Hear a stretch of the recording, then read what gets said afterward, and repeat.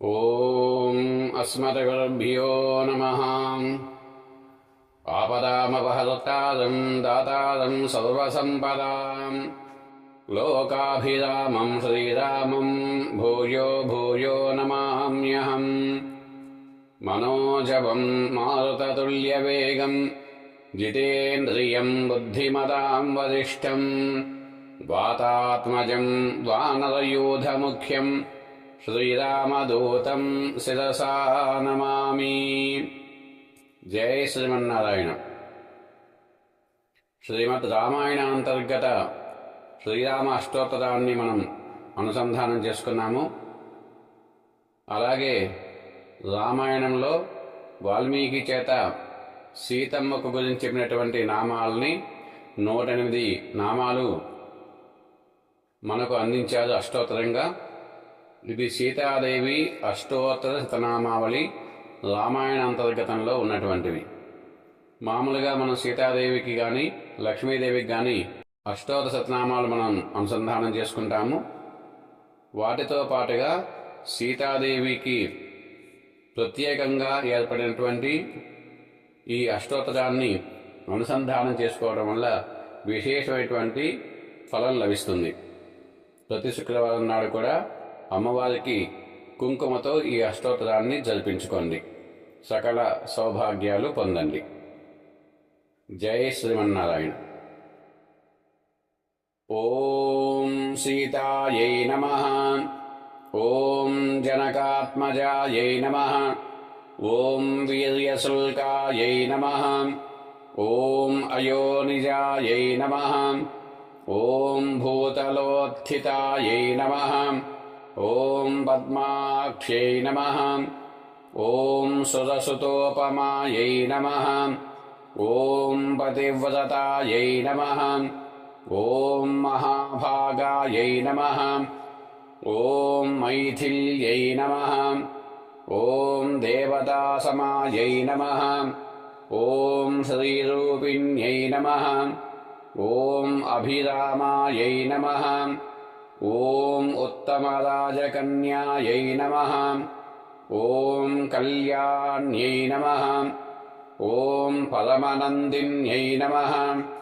ఓం మహాకులీనాయై నమః. ఓం ధర్మనిరతాయై నమః. ఓం పతిదేవతాయై నమః. ఓం తామ్రోష్ట్యై నమః. ఓం శుభాననాయై నమః. ఓం జనకనందిన్యై నమః. ఓం శుశ్రోణ్యై నమః. ఓం శుభాపాంగాయై నమః. ఓం అనవద్యాంగ్యై నమః. ఓం కాంతాయై నమః. ఓం ప్రముదితాయై నమః. ఓం యశస్విన్యై నమః. ఓం మనస్విన్యై నమః. ఓం సుజాతాయై నమః. ఓం ధర్మజ్ఞాయై నమః. ఓం మధురభాషిణ్యై నమః. ఓం వరారోహాయై నమః. ఓం మృగశావాక్ష్యై నమః. ఓం తరుణ్యై నమః. ఓం రూపసంపన్నాయై నమః. ఓం సర్వాభరణభూషితాయై నమః. ఓం సుమధ్యాయై నమః. ఓం శ్యామాయై నమః. ఓం సమవిభక్తాంగ్యై నమః. ఓం స్త్రీరత్నాయై నమః. ఓం రత్నభూషితాయై నమః. ఓం విశాలాక్ష్యై నమః. ఓం పూర్ణేంద్రసదృశాననాయై నమః. ఓం భర్తుః ప్రియహితరతాయై నమః. ఓం సుకేశ్యై నమః. ఓం సునాసాయై నమః. ఓం స్వరూపాయై నమః. ఓం తప్తకాంచనవర్ణాభాయై నమః. ఓం రక్తతుంగనఖాయై నమః. ఓం శుభాయై నమః. ఓం సుశీలాయై నమః. ఓం వపుః శ్లాఘ్యాయై నమః. ఓం మదిరేక్షణాయై నమః. ఓం రుచిరాననాయై నమః. ఓం పరమాంగనాయై నమః. ఓం శుచిస్మితాయై నమః.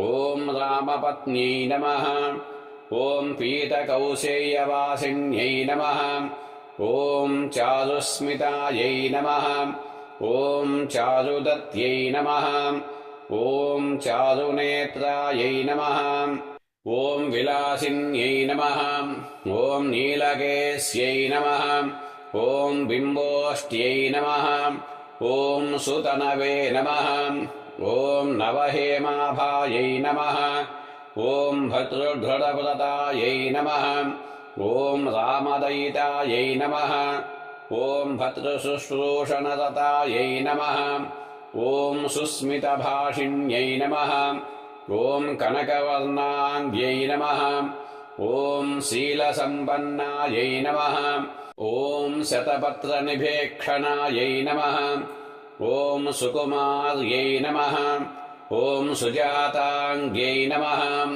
ॐ पुरुषश्रोण्यै नमः ॐ धर्मपरायै नमः ॐ आयतापाङ्ग्यै नमः ॐ सर्वभूतमनोहरायै नमः ॐ मृदुसर्वगात्रै नमः ॐ शिखराग्रदत्यै नमः ॐ चारुगात्रै नमः ॐ राममहिष्यै नमः ॐ दशदधस्नुषायै नमः ॐ श्रीमत्यै नमः ॐ राममनःकान्तायै नमः ॐ भर्तृविजयहर्षितायै नमः ॐ दिव्याङ्गरागायै नमः ॐ दिव्याभरणभूषितायै नमः ॐ महाभागायै नमः ॐ भर्तृभक्त्याव्रतायै नमः ॐ साध्व्यै नमः ॐ महार्हाभरणोपेतायै नमः